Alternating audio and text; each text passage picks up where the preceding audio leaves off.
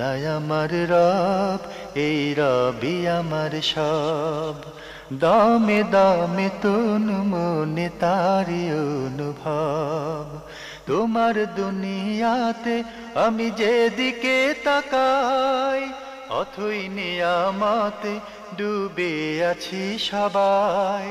পাক পাখালির গানে শুনি তসবি কলো রব, তসবি কলো রব। আল্লাহ আমার রব, এই রবি আমার সব। আসসালামু আলাইকুম প্রিয় দর্শক, আপনারা যারা দেশে আছেন প্রবাসে, সবাইকে জানাই অনেক অনেক প্রীতি ও শুভেচ্ছা। শুরু হলো আন্টিভি আয়োজিত এবং লাভেলো নিবেদিত অনুষ্ঠান আপনার জিজ্ঞাসা। আপনাদের সাথে আছি আমি জয়নুল আবেদিন আজাদ, আর আপনাদের প্রশ্নের জিজ্ঞাসার জবাব দিচ্ছেন বিশিষ্ট আলেম ডক্টর মোহাম্মদ সাইফুল্লাহ। আসসালামু আলাইকুম ওয়া রাহমাতুল্লাহি ওয়া বারাকাতুহু। প্রিয় দর্শক, চলুন তাহলে জিজ্ঞাসার জগতে। শুরুতে একটি ইমেল, নাম প্রকাশে অনিচ্ছুক, লিখেছেন, মাঝে মাঝে এমন হয় যে আমিও আমার পাশের মুসল্লি একই সময়ে নিয়ত বেঁধেছি, কিন্তু ইমাম সাহেব সালাম ফেরানোর পর আমি ভুলে গেলাম আমার কয় রাকাত নামাজ বাকি আছে। এমত অবস্থায় আমার পাশে দাঁড়ানো মুসল্লি যত রাকাত পড়বেন আমি কি তত রাকাত পড়তে পারি, নাকি আমাকে সাহু সিজদা দিতে হবে? ভুলে যাওয়ার ক্ষেত্রে তিনি কত রাকাত পড়েছেন সেটা কনফার্ম করতে হবে। মানে যখন ভুলে যাবেন তখন তিনি আসলে কত রাকাত পড়েছেন সেটা কনফার্ম করবেন। যদি তিনি কনফার্ম হন যে আমি 3 রাকাত পড়েছি, তাহলে তিনি 3 রাকাত ধরে 1 রাকাত পূর্ণ করবেন। যদি কনফার্ম হন যে তিনি 2 রাকাত পড়েছেন, তাহলে 2 রাকাত ধরে বাকি 2 রাকাত পূর্ণ করবেন। তবে নিজে কনফার্ম হতে হবে, পাশের মুসল্লির সালাতের উপর নির্ভর করে নয়। ওনারা একসাথে নিয়ত বেঁধেছেন, হতে পারে একসাথে নিয়ত বাঁধতে পারে, পাশের মুসল্লির বিষয়টি তার ধর্তব্য নয়। এক্ষেত্রে যখন কনফিউশন তৈরি হবে, শাক বলা হয় তাকে, এই শাকের ক্ষেত্রে লাবুদ্দা ইউতামাদ আল ইয়াকিন, ইয়াকিনের ওপর অবশ্যই তাকে কী করতে হবে, নির্ভর করতে হবে। কারণ আল ইয়াকিন লা ইয়াজুলু ইল্লা বিশাক। সুতরাং ইয়াকিন যতক্ষণ পর্যন্ত সাব্যস্ত না হবে, কারণ পাশের মুসল্লির এর মাধ্যমে তার ইয়াকিন সাব্যস্ত হবে না, তার নিজে কনফার্ম হতে হবে যে আমি 2 রাকাত পড়েছি, হ্যাঁ আমি 3 রাকাত পড়েছি। এরপরে বাকি সালাত তিনি পূর্ণ করবেন। পূর্ণ করার পর তিনি সাজদায়ে সুহু দিবেন। সাজদায়ে সুহু দিবেন কেন? তার উজুদি শাক, যেহেতু তার সন্দেহ পাওয়া গিয়েছে এই মাসআলার মধ্যে, এই জন্য তিনি সাজদায়ে সুহু দিবেন। সাজদায়ে সুহুর মাধ্যমে সালাত আদায় করবেন। ভিডিও এডিট করে ভিডিওর ব্রাইটনেস বা উজ্জ্বলতা বাড়ানো, কালার আরও গাঢ় করা ইত্যাদি করা, যাতে করে ভিডিওটি আরও সুন্দর হয়, এই কাজগুলো কি জায়েজ? হ্যাঁ, ভিডিও এডিট করা, ভিডিওর মধ্যে উজ্জ্বলতা, তারপরে সৌন্দর্য, ভিডিওর মধ্যে বিভিন্ন ধরনের এটাকে কয়ে অন্য জিনিস সংযোজন করা, এগুলো সবগুলো জায়েজ, এই শর্তে যে এমন কোনো অশ্লীল ভিডিও হতে পারবে না যে অশ্লীল ভিডিও ইসলামে হারাম। এটা বৈধ হারাম ভিডিও বলে সৌন্দর্য বর্ধন করার কাজটা যেন জায়েজ হয়, ভালো হয়। সুতরাং এটা শর্ত হচ্ছে শুধুমাত্র আপনি যেই ভিডিওটা এডিট করবেন সেটা হারাম কোনো ভিডিও হতে পারবে না। আমাদের হাতে একটি ইমেল, দীর্ঘ ইমেল। আরও বিষয় হলো, এই ইমেলটি প্রায় 3 পৃষ্ঠার, ইংরেজি হরফে বাংলা ইমেলটি করেছেন, পড়াও মুশকিল। তো যিনি পাঠিয়েছেন তিনি এক বোন, তিনি নাম প্রকাশ করতে চাচ্ছেন না, আমরাও সঙ্গত কারণে নাম বলছি না। তো 3 পৃষ্ঠার ইমেল পুরোটা না পড়ে আমি এটা পড়েছি, মূল বিষয়ে আমরা যেতে চাই। বোন, আপনি আপনার পরিবারের কিছু সমস্যা নিয়ে কথা বলেছেন, বিভিন্ন দিনী বিষয়ে মা বাবার সাথে আপনার যে মতো পার্থক্য, মতো দ্বৈততার সৃষ্টি হয়েছে সে বিষয়ে কথা বলেছেন, এবং আপনি মাঝে মাঝে কিছু সিদ্ধান্ত এমন নিতে চান যে মরে যেতে ইচ্ছে করে বা কোথাও চলে যাই ইত্যাদি ইত্যাদি। তো আমরা এক এক করে আপনার বিষয়গুলো আনছি। ওনার চিঠির প্রথম অংশটা হলো, ওনার মা বাবাও নামাজ পড়েন এবং 3 জন তাহাজ্জুদ নামাজও পড়েন, কিন্তু জীবনযাপনের প্রাত্যহিক ক্ষেত্রে দেখা যায় ওনার মা নামাজের চেয়ে কাজে গুরুত্ব বেশি দেন, কাজকে প্রাধান্য দেন, নামাজ পড়ে এভাবে কাজা হয়ে যায়। এ নিয়ে মেয়ের সাথে মায়ের দ্বন্দ্ব হয়। ইনি নেকাব পরেন, মা বাবা এটা চান না। যখন আত্মীয় বাড়িতে যান, আমাদের বোন নেকাব করেন, মা বাবা বলেন সবাই তো ইসলামিক মাইন্ডেড না, তুমি যে এইভাবে যাচ্ছ, তুমি আত্মীয় স্বজনদের সামনে এভাবে গিয়ে তো আমাদের ছোট করছো। এখনও উনি বাধা দিয়ে থাকেন। এরপরে মাঝে মাঝে মা বাবা প্রশ্ন করেন, যে প্রশ্নে উনি খুব আহত হন, তুমি কি জঙ্গি হয়ে গেছো কিনা? জঙ্গি না হলে তুমি এভাবে পর্দা করছো, নেকাব পড়ছো কেন? তো বলে, মা বাবা যদি এই কথা বলেন আমি কোথায় যাব? এসব প্রেক্ষাপটে আমাদের মনে হয় যে আমি তাহলে মরে যাই অথবা কোথায় চলে যাই। তো এসব বিষয়ে কি বলবেন? ওনার আরও প্রশ্ন আছে, পরে বলছি। মা বাবা যে আচরণটুকু তার সন্তানের সাথে করছেন, এটি আসলে ইসলামী আচরণ নয়। সন্তান পর্দা করেন, সালাত আদায় করে থাকেন, তারপরে ইসলামের প্রতি তার অনুরাগ ভালোবাসা আছে, এটা তো পিতামাতার জন্য একটা শুকরিয়ার বিষয়। মা বাবাও নামাজ পড়েন, তাহাজ্জুদও করেন। সুতরাং সেক্ষেত্রে যদি পিতামাতা এইভাবে আচরণ করেন, তাহলে এই সন্তান সত্যিকার অর্থে দুঃখ বা কষ্ট পাওয়ার কথাই। আর সেই দুঃখ কষ্ট পেলেও সন্তানের ওয়াজিব হচ্ছে এক্ষেত্রে ধৈর্য ধারণ করা। সন্তানের ওয়াজিব হচ্ছে এক্ষেত্রে ধৈর্য ধারণ করা এবং পিতামাতাকে এটা বোঝানো যে তোমরা যে বক্তব্য বা যেই অবস্থান তোমাদের, এটি ইসলামী অবস্থান নয়, যে তোমরা ভুলের উপর আছো। ইসলাম যে গাইড আমাদেরকে দিয়েছে, যেই নির্দেশনা আমাদেরকে দিয়েছে, সেই নির্দেশনা হচ্ছে আমি সত্যিকার বাইরে যখন যাব তখন পর্দা করেই যাব এবং নিয়মিত সলাতের সময় সলাত আদায় করব, ইসলামের যেই অনুশাসনগুলো রয়েছে সেগুলো পরিপালন করব। এটাই হচ্ছে ইসলামের বিধান, সেগুলোই অনুসরণ করাটাই হচ্ছে ইসলামের বিধান। তাই এক্ষেত্রে তার মা বাবাকে সেটা বোঝানো উচিত যে তোমাদের এই দৃষ্টিভঙ্গি এটা ভুল। এখানে একটি কঠিন কথা এসে গিয়েছে, সেটা হচ্ছে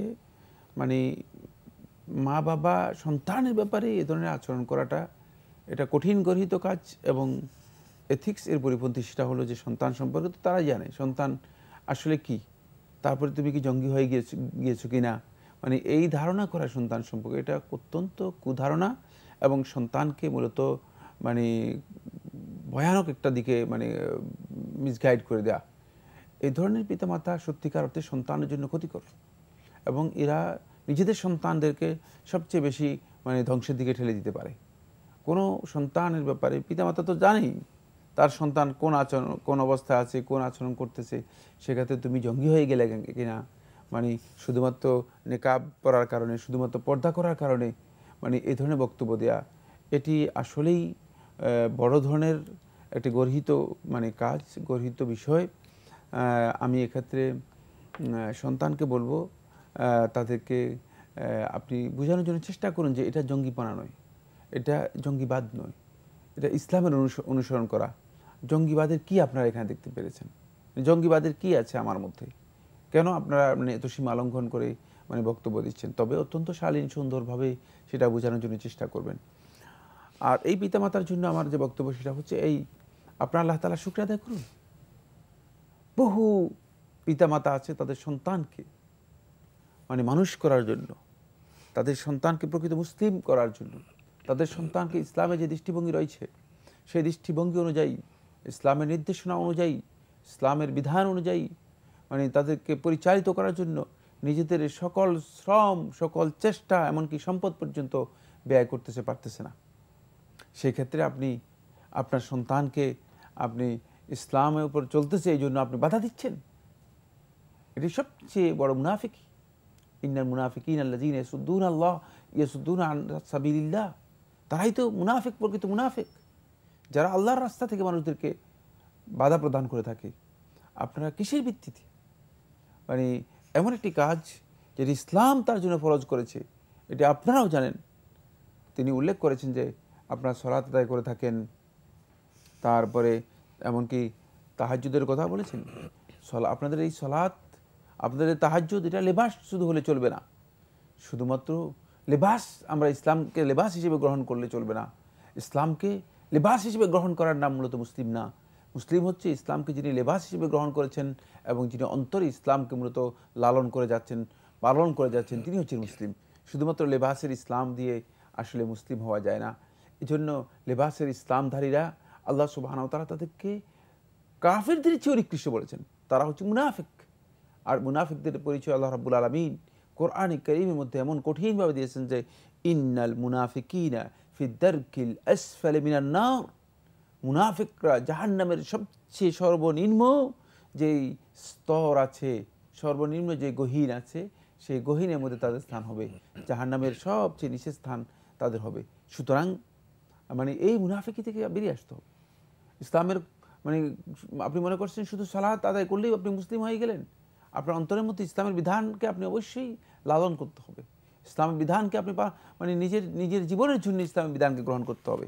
নিজের জীবনের একটি অংশেও ইসলামের বিধানকে যদি বর্জন করে ইচ্ছাকৃতভাবে, আর তিনি যদি সালাত আর সিয়াম মানে এই মিষ্টি মিষ্টি কিছু ইবাদত আছে যেগুলো সেগুলো মানে লোক দেখানোর জন্য করে থাকে, তিনি মূলত ইসলাম এর কথা দাবি করলেও তিনি প্রকৃত মুসলিম হতে পারবেন না। প্রকৃত মুসলিম হওয়ার তার পক্ষে সম্ভব হবে না।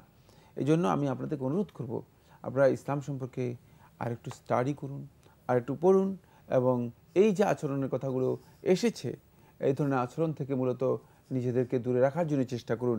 নিজের সন্তানকে যথাসম্ভব ইসলাম অনুযায়ী পরিচালিত করার জন্য যে চেষ্টা রয়েছে, সেই চেষ্টা বাদ দিয়ে বরং ইসলাম থেকে কিভাবে সন্তানকে বাধা দেওয়া যায়, দিন থেকে কিভাবে বাধা দেওয়া যায়, সেই কাজে আমরা যদি লিপ্ত হয়ে থাকি, তাহলে এটা অত্যন্ত দুঃখের বিষয়, অত্যন্ত অনুতাপের বিষয় যে আমরা এই কাজটা আমাদের মাধ্যমে হচ্ছে। এই জন্য এই বোন যে প্রশ্ন করেছেন তাকে আমরা অনুরোধ করি যে না, আপনি অস্থির হওয়ার কোনো কারণ নেই। এই বোনের প্রশ্নে আরও কয়েকটা অংশ আছে। উনি বলছেন, আমার মা বাবা নামাজ পড়েন কিন্তু দুনিয়াকে খুব বেশি গুরুত্ব দেন। যখন পরীক্ষা এসে যায় তখন আমাদের নামাজ পড়া বা রোজা রাখা এগুলি বারণ। এবং উনি বলছেন যে আমার ভাইটা তো এখন পিএইচডি করছে, কিন্তু আমার ভাইটাকে সালাত পড়তে ওনারা বলেননি। সালাত পড়লে বাধা দেন না, কিন্তু দুনিয়ার বিষয়গুলোকে বেশি গুরুত্ব দেন। পরীক্ষা এসে গেলে যেমন রোজা রাখতে দেন ইত্যাদি ইত্যাদি, একটি বিষয়। এরপরে উনি আরেকটি বিষয় উল্লেখ করেছেন যে উনি মাকে বলেছেন যে আল্লাহ তো কোরআন নাজিল করেছেন আমাদের মেনে চলার জন্য, তাহলে তোমরা সুদ খাও কীভাবে? সঞ্চয় ব্যাংকে রাখো, এগুলো তো ঠিক না। তো ওনারা বলেন যে এত কিছু মানতে গেলে দুনিয়া চলা যাবে না, একটি বিষয়। আরেকটি বিষয় হলো ওনার ব্যক্তিগত জীবনে উনি ইউনিভার্সিটিতে লেখাপড়ার সময় যে কিছু তো পরিচয় হয় মেয়েদের সাথে, যারা দিনদার মেয়ে, তাদের কথাবার্তা, আচরণ, নামাজ, এই সমস্ত প্র্যাকটিস ভালো লাগে। তো এর মধ্যে একজন ছেলেকে তার পছন্দ হয়েছে। তিনি টাকনুর উপরে কাপড় পরেন, দাঁড়িয়ে আছে, নামাজ পড়েন, কিন্তু সাথে উনি এটাও বলেছেন আমরা জানি বিয়ের আগে কোনো সম্পর্ক করা যায় না। পছন্দ হয়েছে মাত্র, তো বাবা মাকে বলেছি যে এরকম আমার পছন্দ আছে। বাবা মা এই দাঁড়িয়ে আছে, টাকনুর উপরে কাপড় পরে, এটাই অনেক ব্যঙ্গবিদ্রুপ করেছেন এবং এই বিয়েতে রাজি নন। তখন উনি যেহেতু ইসলামী বিধানটা জানেন যে মা বাবার মত লাগে এবং বিয়ের আগে কোনো সম্পর্ক করা যায় না, ফলে উনি ওখান থেকে সরে এসছেন। কিন্তু এখন ওনার প্রশ্ন হলো যে এখন যদি মা বাবা এমন পাত্র ঠিক করেন, ওনারা তো আভাস পাচ্ছেন যিনি হয়তো নামাজে ঠিক মতো পড়বেন না, দাঁড়িয়ে রাখবেন না, টাকনুর উপরে কাপড় পরবেন, এই বিয়েতে উনি রাজি নন, হিসেবে এই বিয়ে উনি করতে চান না।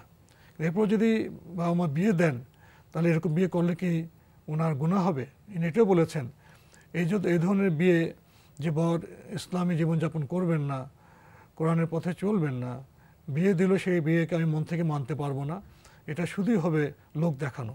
তা এখন উনি কী করবেন? এই মা বাবার মানে বক্তব্যকে সামনে রেখে আমি মানে গোটা উম্মার মা বাবাকে বলতে চাই, সন্তানের জন্য সবচেয়ে বড় কল্যাণকর হচ্ছে সন্তানকে দ্বীনের উপর প্রতিষ্ঠিত করে যাওয়া। আর এই কাজটি আপনার জন্য সবচেয়ে বেশি কল্যাণকর, কারণ আপনার নেক আমল মৃত্যুর সাথে সাথে সব কিছু বন্ধ হয়ে যাবে, কিন্তু একটি জিনিস বন্ধ হবে না। আল্লাহ নবী সাল্লাল্লাহু আলাইহি ওয়াসাল্লাম হাদিসের মধ্যে সেটি বলেছেন যে ওয়ালাদুন সালেহ ইয়াদউ লাহ, নেক সন্তান, যে নেক সন্তান তার জন্য দোয়া করতে থাকবে। এই নেক সন্তান আপনার জন্য দোয়া করবে যদি আপনি সত্যিকারভাবে তাকে ওই মানে ভালো রাস্তার উপর, আল্লাহর রাস্তার উপর আপনি তাকে প্রতিষ্ঠিত করতে পারেন, সেক্ষেত্রে আপনাকে এখানে কোনো ধরনের ইনভেস্ট করার প্রয়োজন নেই। দুনিয়ার কাজের জন্য অনেক ইনভেস্ট করতে হয়, কিন্তু এখানে ইনভেস্ট করার দরকার নেই। শুধুমাত্র একটু তাওজীহ, শুধুমাত্র একটু দিক নির্দেশনা দিলেই মানে সেখানে আপনি সেটা করতে পারেন। এই জন্য আপনার সেক্ষেত্রে সন্তানের জন্য এই কাজটি করে যাবেন, তাহলে সবচেয়ে বেশি উপকৃত হতে পারবেন। আর এটি খেয়াল রাখুন, আখিরাতকে বাদ দিয়ে দুনিয়ার চাকচিক্য সৌন্দর্য যে চিন্তা আমরা করছি, এটি একেবারেই অনর্থক, এটি কিছুই না। এটাকে আল্লাহ সুবহানাহু ওয়া তাআলা ইন্নামা মাতাউল হায়াতিদ দুনিয়া গুরুর, যে আল্লাহ সুবহানাহু ওয়া তাআলা বলেছেন দুনিয়ার এই জীবনটা মানে শুধুমাত্র মানে প্রতারণার বিষয়, শুধুমাত্র খেলতামাশার বিষয়, লাহু ওয়া লাইব, এটা একেবারে খেলতামাশার বিষয়। এটি মানে অল্প সময় কেটে যাবে, সবারই কেটে যাবে, কিন্তু কেউ এই দুনিয়া থেকে একটি অংশ নিয়ে মানে কবরে যেতে পারবে না। ওগুলো সব দুনিয়াতে রেখেই আপনি চলে যাবেন। আপনার ক্যাশ টাকা আপনার আলমিরার মধ্যে থেকে যাবে, আর আপনি চলে যাবেন, আপনি বলতে পারবেন না। মানে আপনার সম্পদ, আপনার সম্পদের সব কিছু আপনার কাছে থেকে যাবে, আপনি নিতে পারবেন না। কিন্তু কী চিন্তা করেছেন আপনি আপনার আখিরাতের জন্য? সুতরাং এই সন্তানগুলো যদি আখিরাতের জন্য আপনি তাদেরকে পুঁজি করতে পারেন, আপনি সবচেয়ে বেশি লাভবান হবেন। এরপর যে প্রশ্নটি আপনি করেছেন সেটি অত্যন্ত গুরুত্বপূর্ণ। সেটা হলো এই, পিতামাতার যেমনিভাবে ওলিয়ের অভিভাবকের অনুমতি ছাড়া কোনো মেয়ে ব্যক্তিগত স্বাধীন ইখতিয়ারের মাধ্যমে বিয়ে বসা যেমনিভাবে জায়েজ নেই, ঠিক তেমনি অভিভাবকের জন্য ওই মেয়ের অনুমতি ছাড়া, তার এজেন্ট ছাড়া আল্লাহ রাসূল সাল্লাল্লাহু আলাইহি ওয়াসাল্লাম স্পষ্ট করে হাদিসের মধ্যে বলেছেন বিয়ে দেওয়া জায়েজ নেই। দুইটাই কিন্তু ইসলামের মধ্যে বিধান। সুতরাং যদি কোনো বিয়েতে আপনি রাজি না হন, আপনি স্পষ্ট করে বলে দেবেন যে বিয়েতে আমি রাজি নই, এই ছেলের ব্যাপারে আমার বিয়েটা হবেই না। হ্যাঁ, সুতরাং সেই বিয়ে আর হবে না, সে বিয়ে আর কোনোভাবেই হবে না। আপনার অভিভাবক সেখানে বিয়ে দেওয়ার কোনো অধিকার রাখে না। ইসলাম একেবারেই স্পষ্ট করে দিয়েছে বিধানটি। সেই ক্ষেত্রে যদি আপনি স্পষ্ট করে বলে দেন যে না, এই বিয়ে আমি বিয়েতে রাজি নই, এবং কারণ যদি আপনি উল্লেখ করে দেন যে আমার কারণ হচ্ছে এটি, সেক্ষেত্রে মানে আপনি মানে বিয়ের জন্য একজন মুসলিম, একজন দিনদার, একজন ভালো যদি পাত্র পান, সেখানে আপনি বিয়ে করতে পারেন। আর সেক্ষেত্রে পিতামাতার উচিত হচ্ছে, পিতামাতাও মানে তার সন্তানকে বা তার মেয়েকে মানে সেক্ষেত্রে সহযোগিতা করা, যথাসম্ভব চেষ্টা করা যে মানে একটি ভালো পাত্রে মূলত সন্তানকে বিয়ে দেওয়ার চেষ্টা করা। কিন্তু দুঃখের বিষয় হচ্ছে এই যে আমরা জাগতিক চিন্তাটা একেবারে প্রথমে নিয়ে আসি, দ্বীনের ব্যাপারটি আমাদের কাছে খুবই ক্ষীণ, খুবই দুর্বল। অথচ আল্লাহ রাসূল সাল্লাল্লাহু আলাইহি ওয়াসাল্লাম যে নির্দেশনা দিয়েছেন, নারীর ক্ষেত্রে যখন তোমরা নির্বাচিত করবে তখন দিনটাকে প্রাধান্য দিবে। ফাজফার বিজাতিদ দ্বীন তারিবাত ইয়াদাক, রাসূলুল্লাহ সাল্লাল্লাহু আলাইহি ওয়াসাল্লাম হাদিসের মধ্যে বলতেছেন, তুমি সফলতা লাভ করো যে দ্বীনের অনুসারী, তাকে বিয়ে করার মাধ্যমে, তার দ্বীন মানে এর মাধ্যমে তুমি মূলত সফলতা লাভ করতে পারবে, এর মাধ্যমে তুমি তোমার কল্যাণ করতে পারবে। আবার অন্য হাদিসের মধ্যে রাসূলুল্লাহ সাল্লাল্লাহু আলাইহি ওয়াসাল্লাম পুরুষের ক্ষেত্রে বলতেছেন, ইযা জাআকুম মিম্মান তারদাউনা দীনাহু ওয়া খুলুকাহু ফাযাওয়িজুহু, যখন তোমাদের কাছে এমন ব্যক্তি আসবে যার দ্বীনের ব্যাপারে, যার চরিত্রের ব্যাপারে তোমরা নিশ্চিত কনফার্ম হবে যে মানে সন্তুষ্টপূর্ণ চরিত্র রয়েছে, দ্বীনের ব্যাপারে তার ভালো রয়েছে, ফাযাওয়িজুহু, তোমরা তার কাছে বিয়ে দিয়ে দাও। সুতরাং রাসূলুল্লাহ সাল্লাল্লাহু আলাইহি ওয়াসাল্লাম দুটি ক্ষেত্রে মূলত দ্বীনের বিষয়কে সবচেয়ে বেশি প্রাধান্য দিয়েছেন। দুঃখের বিষয় হচ্ছে আমরা দুনিয়ার বিষয়কে প্রাধান্য দেই। তো আজকে আমাদের এখানে শেষ করতে হচ্ছে। আপনাকে অনেক ধন্যবাদ। আপনাকে অশেষ ধন্যবাদ। প্রিয় দর্শক, আমরা এতক্ষণ দেখছিলাম এনটিভি আয়োজিত এবং লাভেলো নিবেদিত অনুষ্ঠান আপনার জিজ্ঞাসা। আমাদের অনুষ্ঠান আপনারা এনটিভি অনলাইনেও দেখতে পারবেন, ভিজিট করুন www.ntvbd.com। এছাড়া ইউটিউবে এবং আমাদের ভেরিফাইড ফেসবুক পেজে অনুষ্ঠান দেখতে পারবেন। প্রিয় দর্শক, শেষে এসে আমরা যে প্রশ্নটি পেলাম, আমাদের এক বোন, শিক্ষিত বোন, বিশ্ববিদ্যালয়ে পড়ছেন, তার পরিবারের জীবনযাপন, বিশ্ববিদ্যালয়ের কিছু বিষয় আশয় এবং বিয়ের মতো গুরুত্বপূর্ণ বিষয়ে তিনি যে সমস্যায় পড়েছেন, সে বিষয়ে ইসলামের বক্তব্য আমরা জেনেছি। আমাদের গৃহগুলি এমন কেন হবে? আমাদের গৃহে তো যারা সদস্য থাকবেন, বাবা মা সন্তান, সেখানে সমন্বয় থাকবে। মহান আল্লাহর বাণীর চাইতে শ্রেষ্ঠ বাণী কার? নবী সাল্লাল্লাহু আলাইহি ওয়াসাল্লামের যে জীবন দৃষ্টি, তার চাইতে উত্তম দৃষ্টি কার? এই দুটি বিষয়ে কি আমরা একমত হতে পারি না? এই দুটি বিষয়ে ভিন্নমত পোষণ করার কোনো অধিকার কি মানুষের আছে? সেই সাহস কি কারো থাকা উচিত? কিন্তু জাহেলের মতো আমরা সেই সাহস প্রদর্শন করছি, নিজেদের ক্ষতি করছি, প্রিয় সন্তানদের ক্ষতি করছি। জীবনের এক মুহূর্ত পৃথিবীতে, অনন্ত জীবন্ত পরকালে। আমাদের জীবন দৃষ্টি এত ত্রুটিপূর্ণ কেন হবে, এত খণ্ডিত কেন হবে? আমরা কি আসলেই আলো ঝলমলে এই সভ্যতায় জাহেল বা মূর্খ হয়ে গেছি? এই প্রশ্ন রেখেই আজকের অনুষ্ঠান শেষ করছি। চিঠি লিখুন, প্রশ্ন পাঠান আমাদের ঠিকানায়। পরিচালক আপনার জিজ্ঞাসা, এনটিভি, বিএসসি ভবন, 7ম তলা, 102 কাজী নজরুল ইসলাম এভিনিউ, কারওয়ান বাজার, ঢাকা 1215। আপনারা ইমেলও করতে পারেন। আমাদের ইমেল অ্যাড্রেস আপনার জিজ্ঞাসা @ntvbd.com। প্রিয় দর্শক, মহান আল্লাহ আমাদের সবাইকে নিরাপদে রাখুন, রাখুন শান্তিতে। আসসালামু আলাইকুম। আল্লাহ আমার রব, এই রবি আমার সব, দামে দামে তুন মনে তারি অনুভব। আল্লাহ আমার রব, এই রবি আমার সব।